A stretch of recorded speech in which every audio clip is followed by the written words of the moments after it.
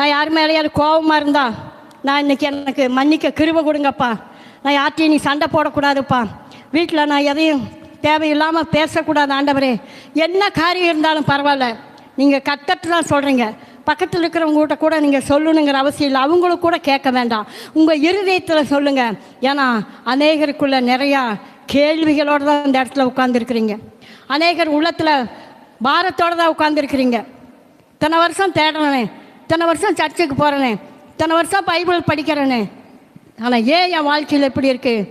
மற்றவங்களுக்கு நான் ஒரு கேள்விக்குறியாக இருக்கிறேனே, வீட்லேயே என்னை கேள்வி கேட்குறாங்களே, உனக்கு சுத்தமாக ஞானம் இல்லைன்னு சொல்கிறாங்களே. அழுகிறீங்களா? தேவை சந்திக்கப்படலைன்னு சொல்கிறீங்களா? கையின் பிரயாசம் ஆசீர்வதிக்கப்படலைன்னு சொல்கிறீங்களா?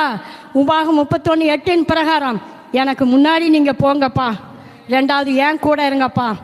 உங்கள் ஆவிக்குரிய கண்கள் திறக்கப்பட்டாலே ஒழிய நமக்கு முன்னாடி இயேசுநாதர் போகிறத நீங்களும் நானும் பார்க்க முடியாது.